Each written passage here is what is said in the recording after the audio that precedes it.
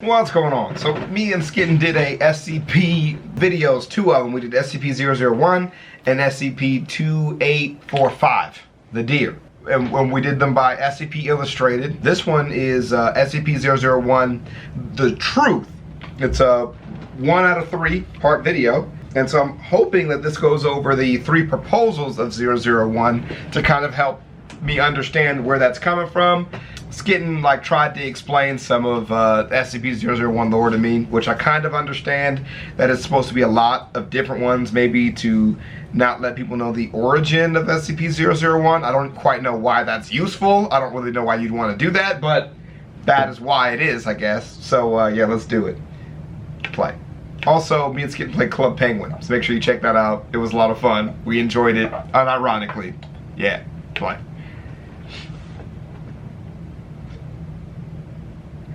General notice. All files concerning the nature of SCP-001, including the decoys, are protected by a memetic kill agent designed to immediately cause cardiac arrest in any non-authorized personnel attempting to access the file. I remember when you said that. Yeah. Revealing the true nature of SCP-001 to the general public is cause for execution. Warning. Any non-authorized personnel accessing this file will be immediately terminated through a memetic kill agent. You have been warned. 257. Continued life science confirmed. Removing safety interlocks. Thanks. Alright, here we go. What is the easiest way to hide the identity of SCP-001? This would have been a perplexing question for the administrator who had conceived General Notice 001-Alpha. How do you hide the most important anomaly the Foundation ever has and ever will come across? How do you hide the creator of the 2,000 anomalies to follow? How do you hide the ultimate weapon? How do you hide the universe itself? How do you hide something worse? Like the identity of the administrator, the circumstances surrounding how they came to their final decision is shrouded in mystery and known by a select few. Regardless of whether the same process was arduous or came in an epiphany, the outcome is evident for all to see and function precisely as planned. Several completely different files are present in this entry, preceded by a foreword stating that none, one, several, or all of these files were the true SCP-001. The tactic worked as intended, with a myriad of conflicting explanations erupting and battling to prove that they were correct, but never having enough evidence to disprove the others. The simplest conclusions were the most common, that there was no true 001, that it was simply a ploy utilised by the O5 Council to instill a sense of purpose into the staff of the Foundation. Okay.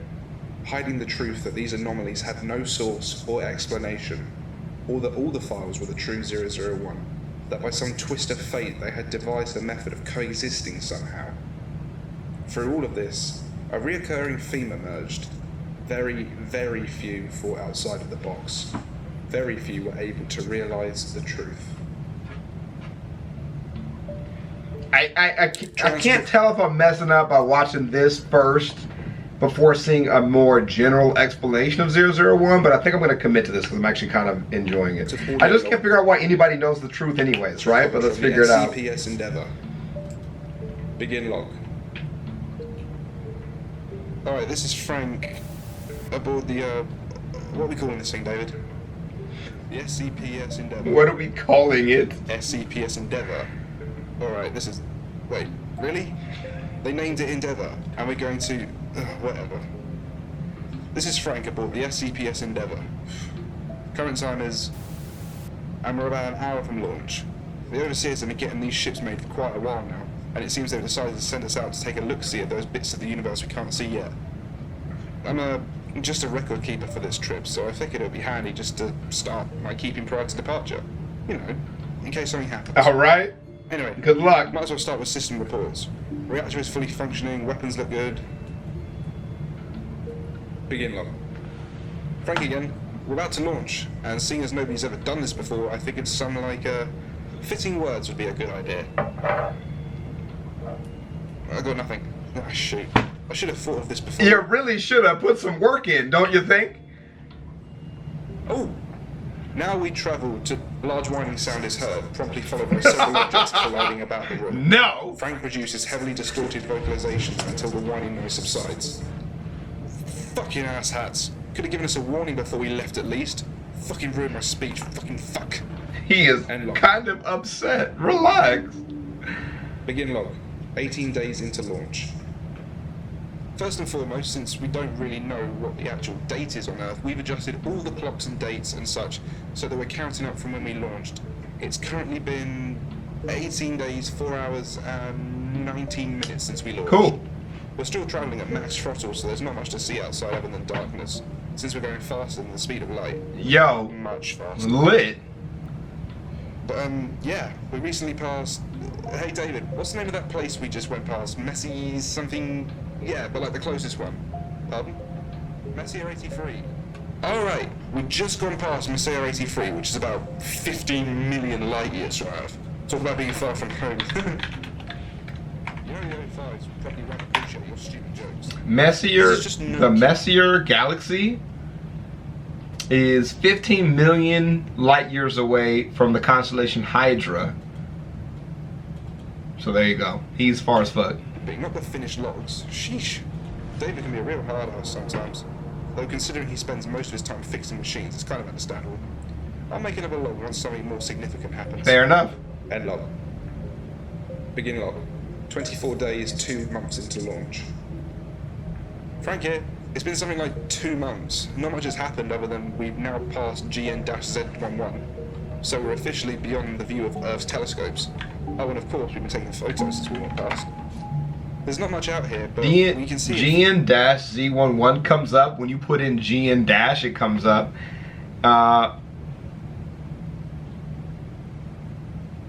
It's the oldest and most distant known galaxy in the observable universe. So which makes it about 31 billion light years away from Earth. That's pretty dope. A few small galaxies spread out here and there. The higher up researchers keep using the word gigaparsec, so that should give a fair idea of the distance between these things. They've also been mumbling about something seeming off about them, but other than that, I can't find out much. There's been quite a few cases of homesickness from the crew on board, but nothing that won't subside over time. And whom everyone's holding together quite nicely, excluding the automatic cafeteria. Oi David, you're gonna fix that cafeteria, right? No, because there's nothing wrong with it. But the paste tastes like shit. It's fucking nutrient paste. It's supposed to taste like shit. End log. They're mad, bro. Begin log. 20 days, 3 months into launch. Well, we found out what the researchers were uneased about. We're close enough to get a proper look at the nearest galaxy and, well, it's a copy of the Milky Way. Not a perfect copy, mind you. There's a few stars absent, but the major identifying bodies are there. Wow. We're planning on taking a look to see if Earth is there, and if it is, look for inhabitants. Ample to say, though, this might end up getting classified as an anomaly. Maybe not as a full-on SCP, but at least an E-dash. The chances of a replica galaxy forming are, well, slim, to say the least. Yeah. End log. Do they have an Earth?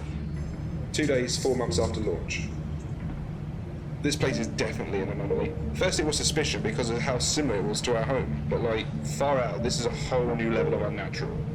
On our way to the analog of Earth, we passed by a few of the missing stars, and found out they were actually there, just messed up beyond belief.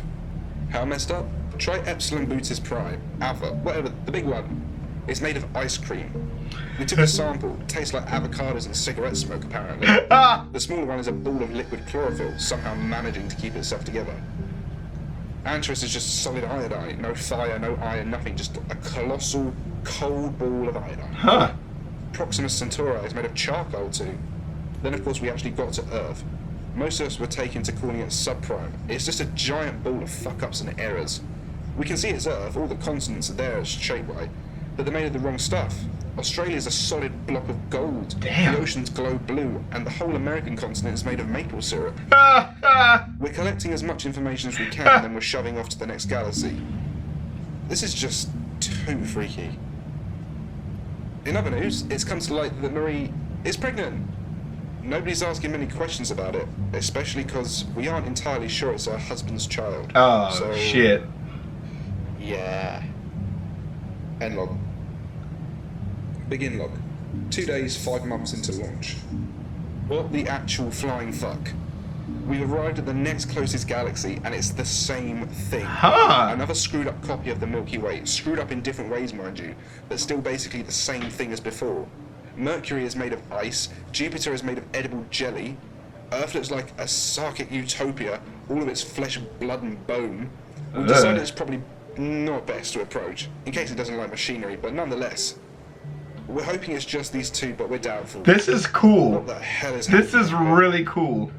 End log. Begin log. 17 days, 5 months into launch. Note to self. Bring more puzzles and toys on the next trip. I've run out. I better put something worthwhile here. Crew are okay. We're coming to terms with the fact that the third galaxy we're going to arrive at looks like a repeat of the first two. Okay. There's nothing major about it. It's just freaky to think the same anomaly repeats itself as far as we can see. Oh, there was an incident last week. Jonathan was fixing some strange mechanical fault lower down when something came loose and broke his arm. It's been fixed now though, and the doctor said he'd be fine in a few weeks. He swears it shouldn't have happened, so there's some investigations happening. Nothing further I can think of. You remember anything, Ryan? Alright, and in log. End log. Begin log. 7 days, 6 months into launch. Another copy of the Milky Way, not a big surprise. Is this all there is out here? Just endless copies of home, each one more messed up than the previous. That's kind of cool. Earth was made of some sort of glass this time. Mars was made of dry ice.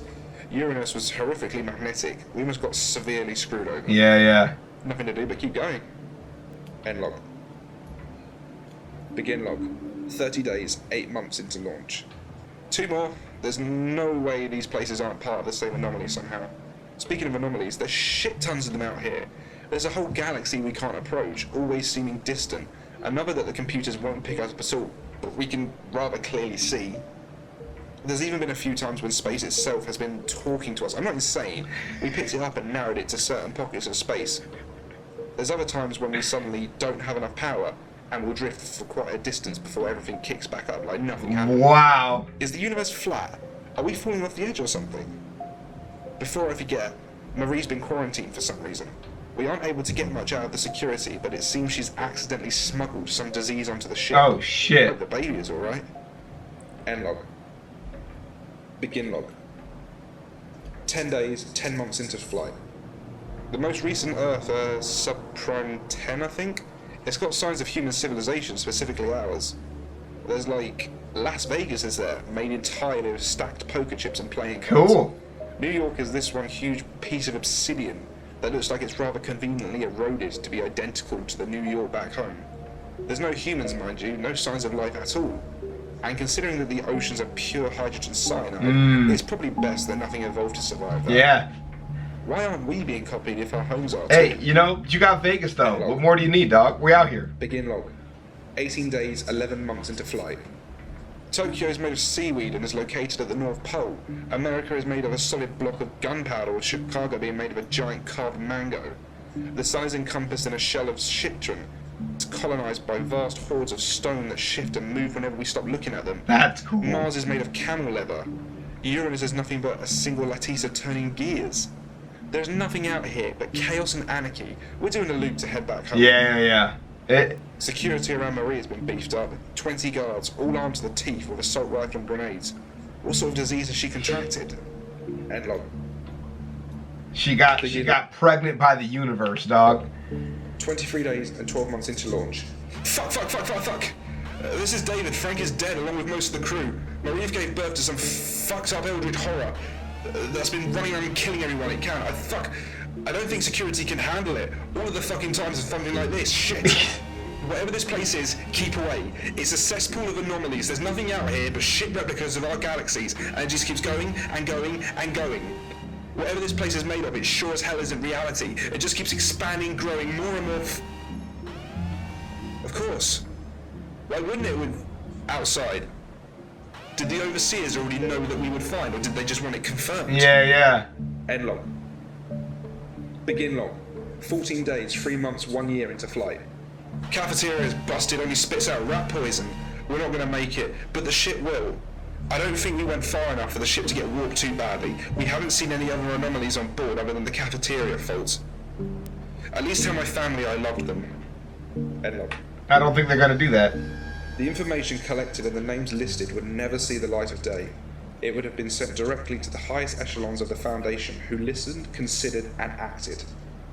It wouldn't have taken a genius to connect the implications between the facts and the records, so every bit of it was expunged or redacted so that the administrator's efforts would not be in vain. It would have been as though the expedition never happened, as though it was simply an anomaly that appeared unexpectedly. The information would never be seen by human eyes until it was once more unveiled by fate, buried simply to hide the truth. What is the easiest way to hide the identity of SCP-001, the architect of the universe and its infinite hordes of flaws? You don't classify it as SCP-001. Okay. So, is the whole point of this supposed to be that SCP-001 in this one, all those crazy copies of Earth and not a single one of them is flat? So the whole point there is just to show, like, trying to make the universe, but kind of like failing or something like that, or what? I just like it. I like that one. SCP-001 being, you know, an SCP that spits out the universe, right? Like, that's kind of cool. Like, that's kind of cool. Like, the creator of the universe, the architect of the universe is an SCP.